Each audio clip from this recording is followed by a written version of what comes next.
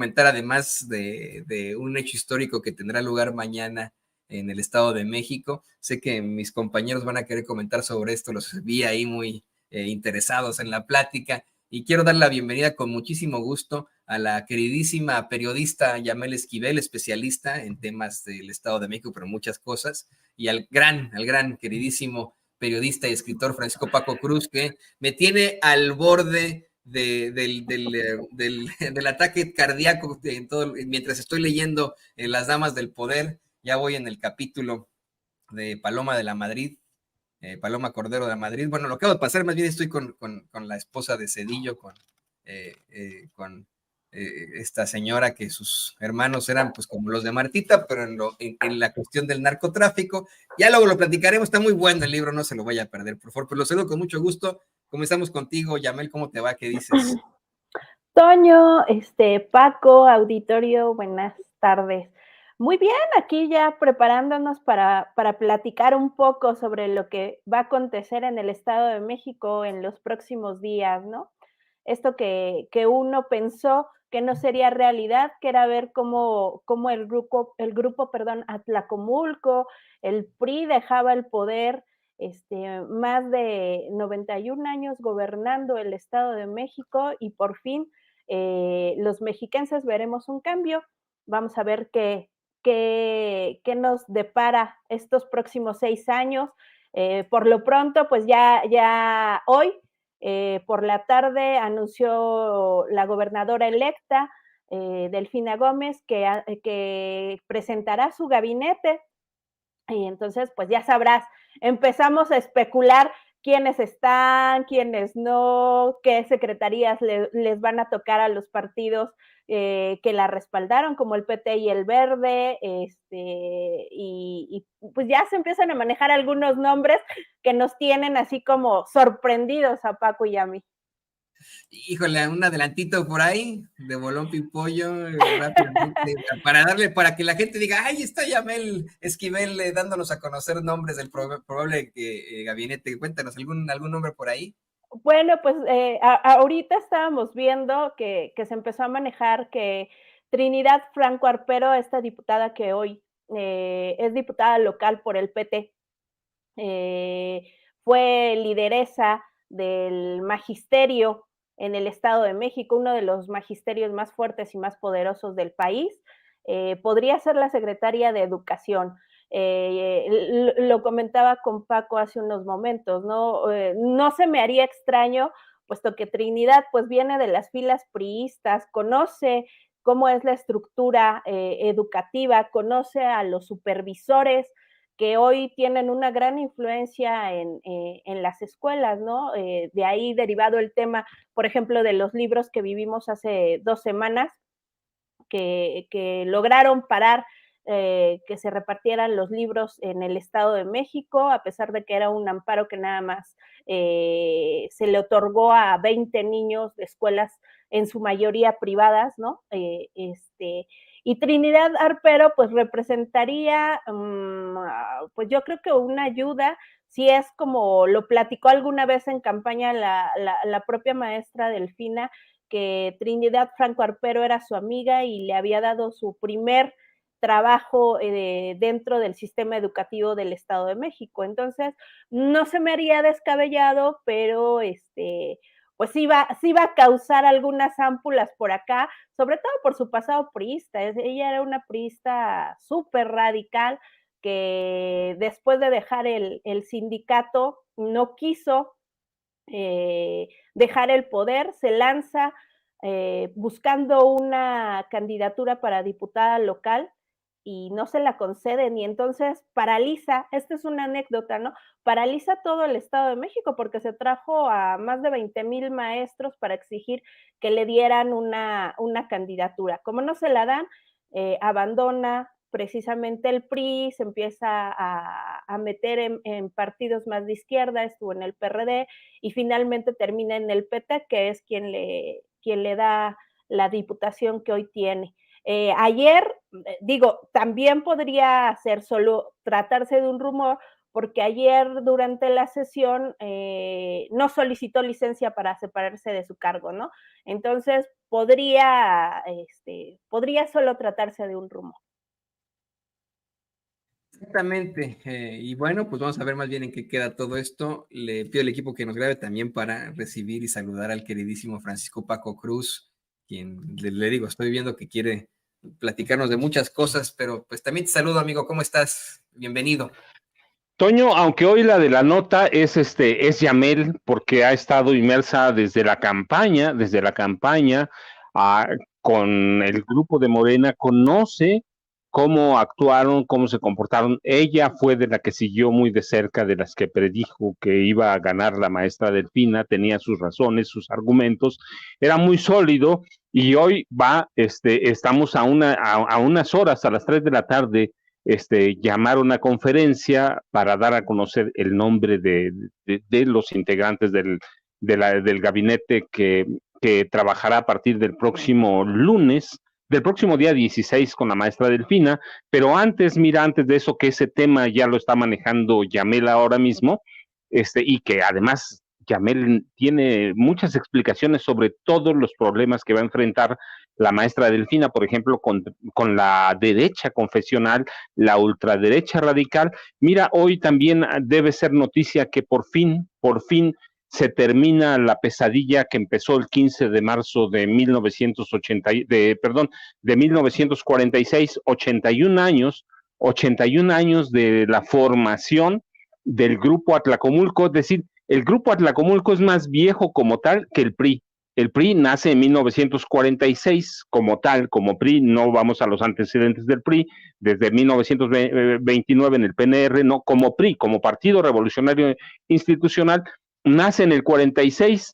El Grupo Atlacomulco nació el 15 de marzo de 1946 de la mano, fíjate, de la mano de Maximino Ruiz y Flores, que nada más en esa época había sido 3 veces obispo en Derbe Menor, en Asia, en Derbe, en Asia Menor, obispo en San Cristóbal de las Casas, y obispo auxiliar de la Ciudad de México, y es un hombre, era un hombre de mucho poder, y luego el otro personaje, Maximino Montiel Olmos, que es el patriarca de todos los Montiel, y el revolucionario carrancista Isidro Fabel Alfaro, que es todavía considerado el padre de la diplomacia moderna de este país. Los 3 nacidos en Atlacomulco, los 3 le dan forma al Grupo Atlacomulco, y es una pesadilla porque los 3 forman o conciben la forma de operar el Estado a través de la corrupción,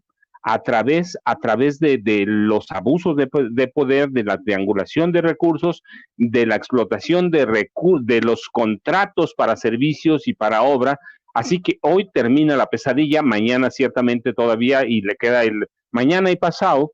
Mañana era toma de protesta, el día 15 son las fiestas patrias, el 16 toma posesión como tal la maestra, aunque mañana es la ceremonia de toma de posesión. En realidad nomás es un arreglo a un arreglo de la legislatura del Estado, porque para que no entorpecer la inauguración, que también se junta de la primera parte del tren México-Toluca, que ha llevado años y años de construcción, pero se inaugura la primera parte, Sinacantepec, Lerma. Así que es un día histórico en el Estado de México mañana, pero hoy comienza ¿con qué? Con el nombramiento del gabinete o de la maestra Delfina Gómez Álvarez, Toño. Así es, imagínate, ¿no? Un grupo que ha tenido tanta influencia negativa en México, como es el grupo Atlacomulco. Y bueno, le pido al equipo que nos grabe. Querida Yamel, ¿podríamos entonces sí hablar del fin del grupo Atlacomulco? ¿O verdaderamente, simple y sencillamente lo tenemos en la lona, es un animal herido, que podrá resurgir de alguna otra forma en el Estado de México mediante las presidencias municipales que aún retiene, mediante ese gran aparato gubernamental que ha representado el PRI en ese estado? ¿Está ya dado por vencido el grupo Atlacomulco? Vencido no creo. La verdad es que todavía tiene ciertos círculos de poder muy importantes en el Estado de México y que creo van a ser un dolor de cabeza, para el gobierno de Delfina Gómez, ¿no? Ejemplo de ello, el Poder Judicial. El Poder Judicial está lleno de conservadores, ultraderechistas. Este presidente, Ricardo Sodi Cuéllar, pues fue amigo íntimo de Enrique Peña Nieto, viene desde allá, ha estado cercano a todos los gobernadores priistas. Tan solo la semana pasada, en el Poder Judicial se le hizo un homenaje a Luis Miranda, padre. Luis Miranda, padre, es hijo de, padre de Luis Miranda Nava, que es el mejor amigo de Enrique Peña Nieto, ha sido secretario de gobierno, diputado, ha estado presente en toda esta administración y allí estuvieron, inclusive el hijo de Enrique Peña Nieto estuvo acompañando a la familia Miranda Nava en este homenaje. Vimos a personajes como Erubiel Ávila Villegas, a Ricardo Aguilar, a Sodi Cuéllar, a César Camacho. Entonces, quiere decir con este tipo de eventos que el Poder Judicial será esta parte que van a defender a ultranza, el grupo Atlacomulco. Tanto que también si miramos nuevamente los videos del último informe de gobierno de Alfredo del Mazo, Ricardo Sodi Cuéllar, el presidente del Poder Judicial, estaba junto a la esposa de Alfredo del Mazo. Llega el presidente, saluda a la entonces presidenta de la mesa directiva del Poder Legislativo, saluda a la esposa de Alfredo del Mazo, pero no saluda a Ricardo Sodi Cuéllar, ¿no? Creo que sabe lo que representa. Este personaje es, pues yo creo que de los que ayudarán a que el grupo Atlacomulco, hoy súper herido de muerte, diría yo, no se termine por desangrar. Y bueno, rumbo al 2024, pues es obvio, ¿no? También veíamos que la maestra sostuvo ya reuniones con los diputados y veíamos a Elías Rescala, presidente de la JUCOP, de la Junta de Coordinación Política priista, del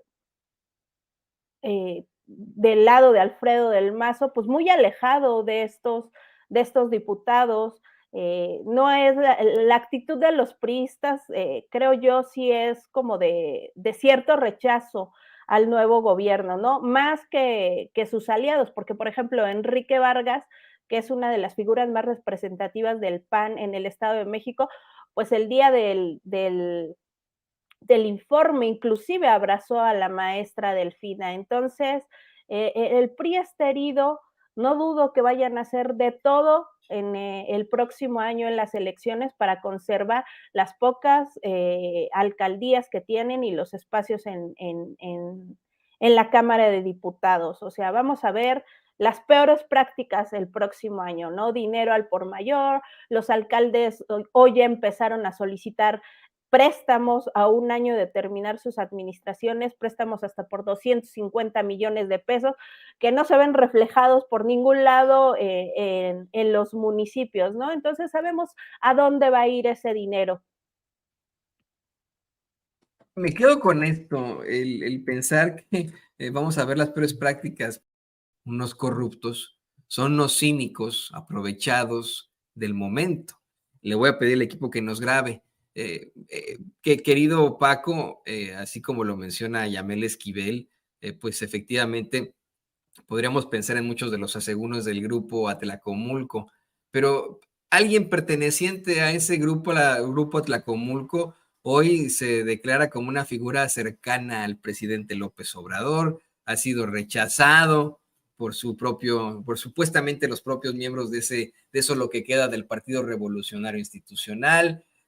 ha sido ninguneado, pero siempre se mantuvo cercano al presidente, y me refiero, por supuesto, al gobernador saliente, el fantasma Alfredo del Mazo, heredero de una muy pues flatulenta dinastía de priistas. Su abuelo fue gobernador, su papá fue gobernador del Estado de México. Él creo que ha sabido jugar bien sus cartas, creo que ha podido decir, pues si en el PRI no soy, a lo mejor lo seré en otro tipo de circunstancias, y podría ser el ejemplo de cómo es que algunos priistas van a saltar absolutamente del bote de su partido al bote de Morena. Aquí, un poco en contraposición a lo que nos plantea Yamel, ¿no? De que la tendencia es, pues, estar en contra de todo lo que tenga que ver con Morena como priistas. ¿No será que más bien le apuesten a la conveniencia? Porque pues, a ellos lo que les importa es seguir teniendo su lana, su poder o su puesto en ese aparato burocrático. ¿No será que a eso le van a apostar también los priistas?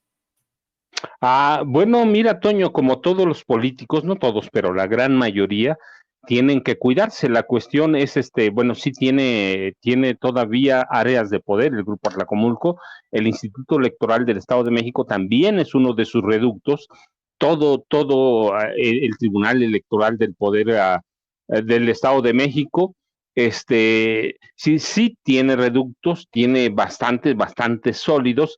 La cuestión es, mira, cuando se acerquen las campañas, sí, algunos se van a acomodar en Morena, otros no van a hacer ruido. ¿Por qué? Por temor a que el gobierno, la maestra Delfina Gómez Álvarez, los investigue. Otros ya se empezaron a acercar a Xóchitl Gálvez, por ejemplo, Alejandra del Moral Vela, la candidata perdedora en las elecciones de junio pasado, ya se acercó a la maestra Xóchitl Gálvez, está buscando una candidatura plurinominal. Ella tiene mucho temor de que la investiguen, no solo por los 5,000 millones de pesos que denunció y documentó la periodista Tere Montaño, que además Alejandra del Moral debe el secuestro de Tere Montaño, sino aquella estafa en la que participaron Alejandra del Moral, y los exgobernadores Arturo Montiel Rojas, Enrique Peña Nieto, como gobernador hablo,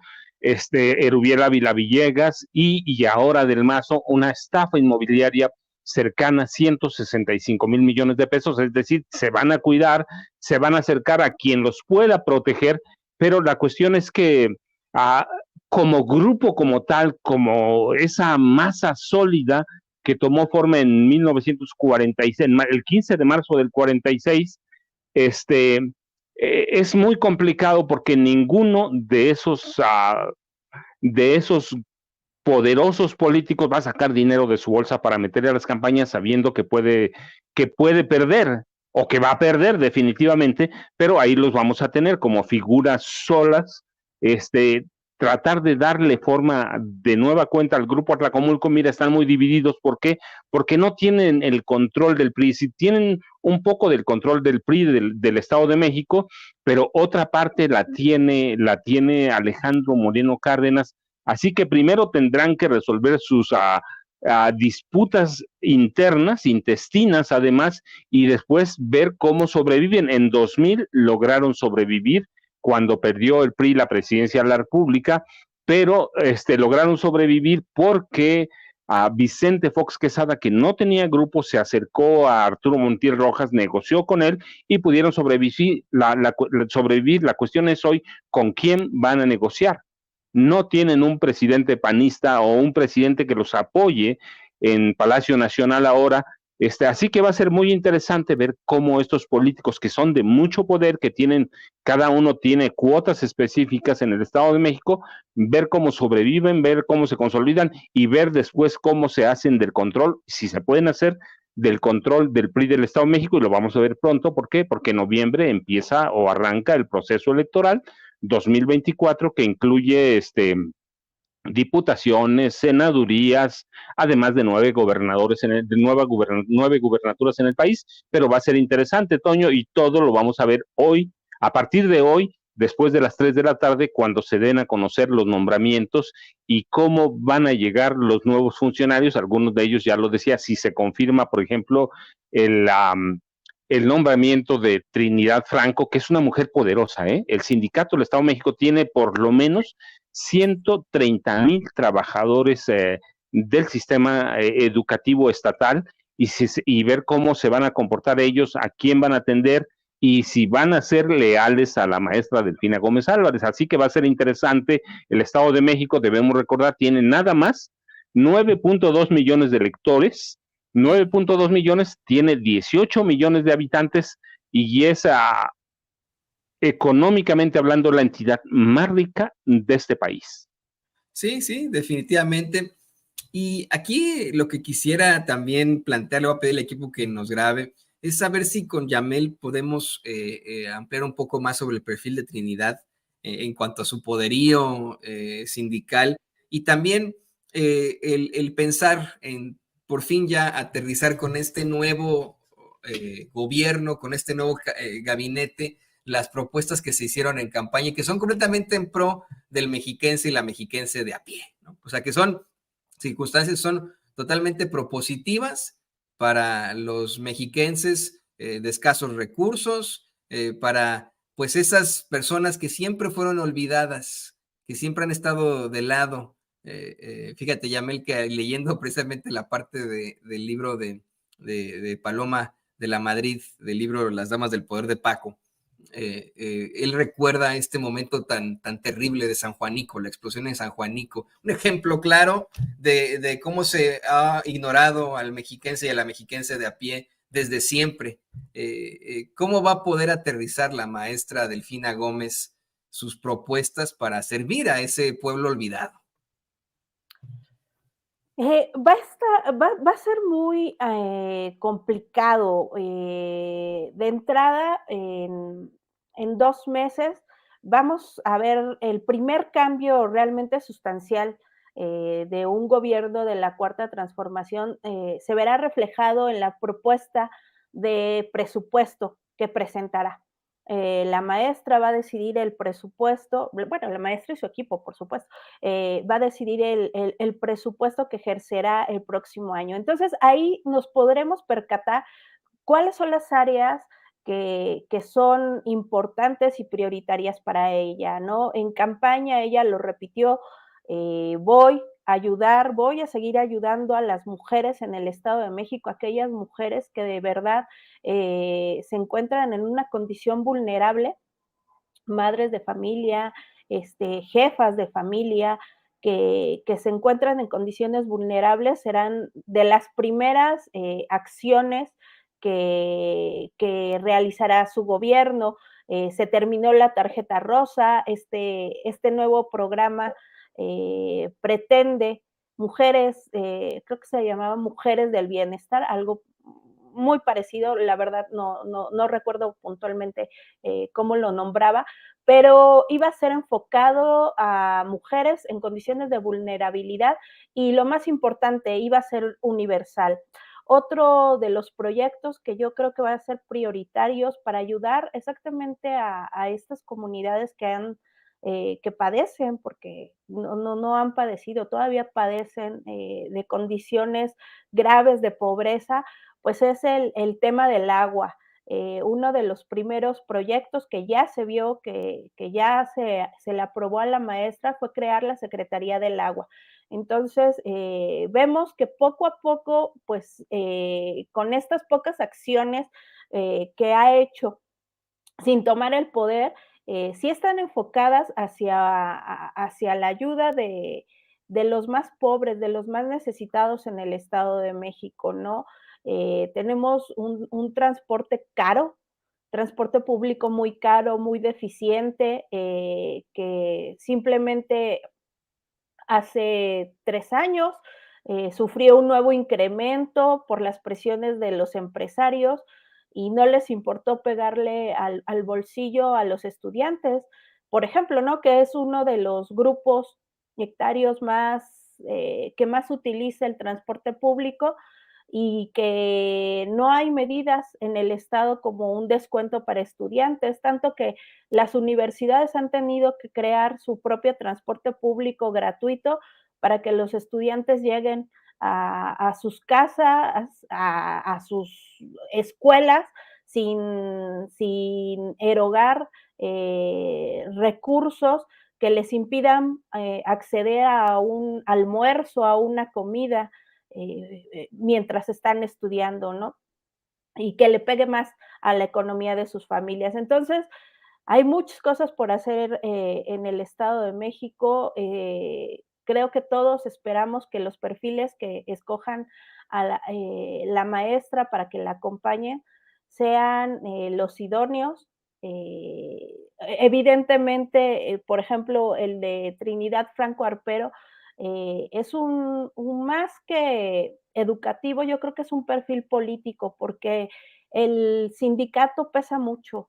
Ya lo comentó Paco, son más de 120,000 maestros, trabajadores administrativos que podrían significar un dolor de cabeza para la maestra, porque ellos no van a, ellos no se van a ir, ellos siempre se han identificado con este priismo. Entonces, que llegue una persona que a muchos los colocó donde están, con la que se identifique, pues creo yo que tiene más un mensaje político que propiamente la educación en el Estado de México, porque la educación en el Estado de México, la pauta la pone el gobierno federal con esta nueva, con el nuevo modelo de escuela mexicana y todas las reformas que ya se han hecho, ¿no? Entonces, esa parte pues no se va a tocar tanto, pero políticamente creo que Trinidad Franco Arpero es una mujer que si como lo reflejó en campaña va a estar apoyando y le va a ser leal a la maestra, podría ayudarle mucho a limar asperezas con esta parte del PRI que sigue herida, que no está tan convencida de que llegue una morenista y una mujer, porque también hay que recordar que la maestra Delfina ha sido una de las políticas más violentadas desde campaña, la insultaron, de verdad, si hay una política que ha sido violentada, pues fue la maestra Delfina, no se nos debe de olvidar, bien a un Estado todavía con una mentalidad machista, patriarcal, entonces ha sido difícil. Y parte de, ya para terminar, pues parte de este desencanto que también sienten los priistas, o sea, hay que recordar que la pieza clave también en otra pieza clave en este gobierno de la maestra Delfina va a ser Horacio Duarte.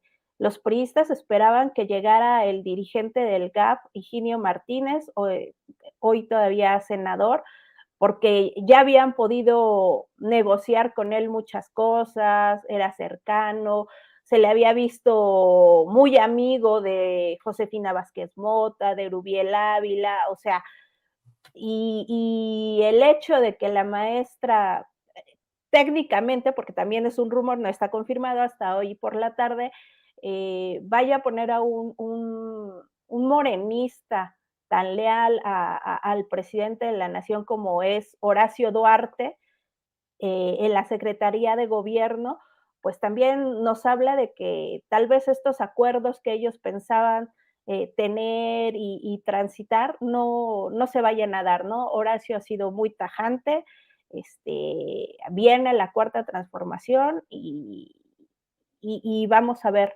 cómo se desarrolla este gobierno. Esa es también la pregunta que le quiero tener a Paco y le pido al equipo que nos grabe ya para cerrar, querido Paco. ¿Verdaderamente viene la cuarta transformación al Estado de México?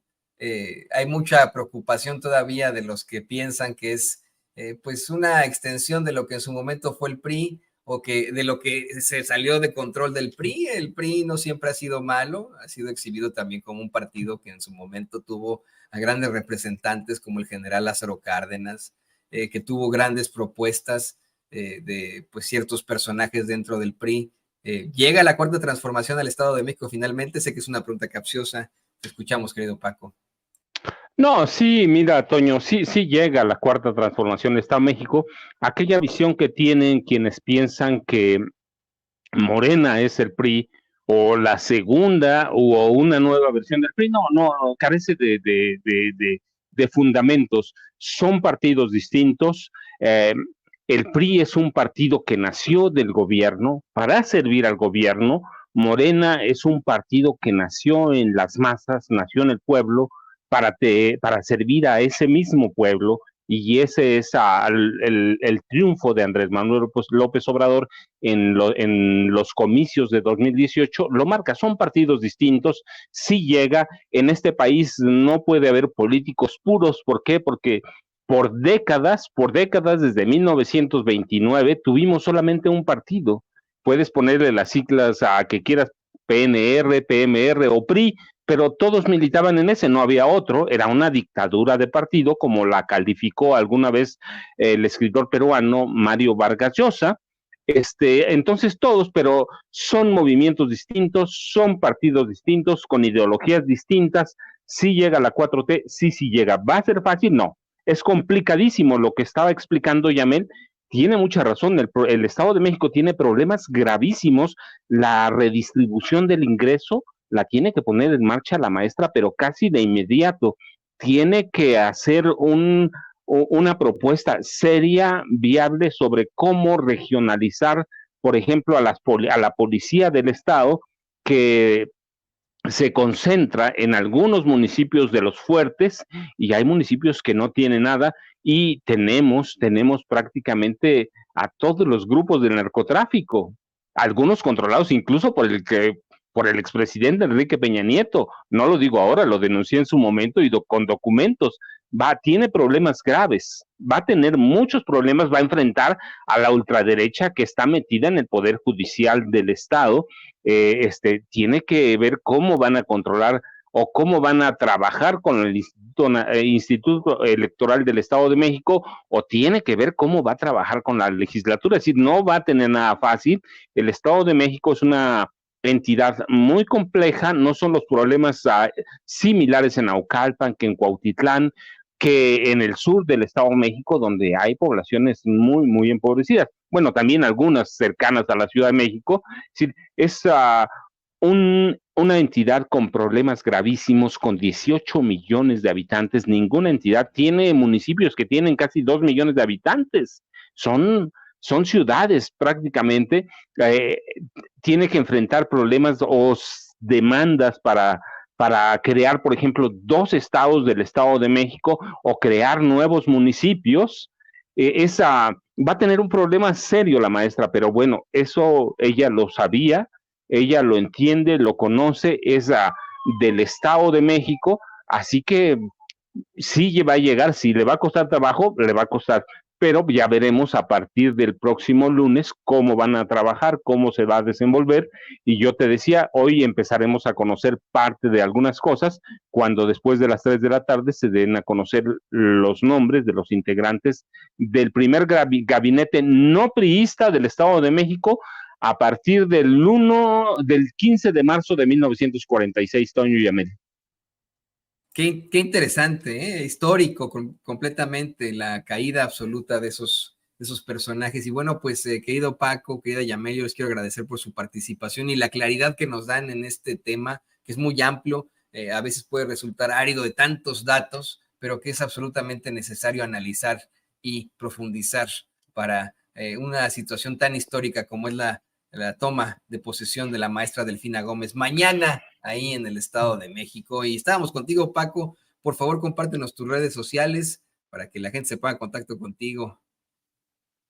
Toño, yo ya sabes, @Paco Cruz Jiménez en Twitter, Francisco Cruz Jiménez en Facebook, y muchas gracias, un abrazo, y un abrazo para Yamel, que sé que se va directamente a Palacio de Gobierno. Supongo que ahí se van a dar a conocer los nombramientos un poco más tarde, pero pues ya son prácticamente 12:20, así que tiene un buen trabajo por delante, Toño.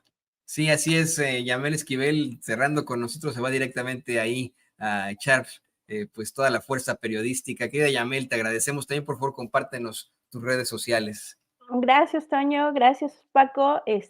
Seguidores, muchas gracias por seguirnos escuchando. Estamos en X como Transeúnte Info, en Facebook como Transeúnte Noticias y en la página www.transeuntemx.com.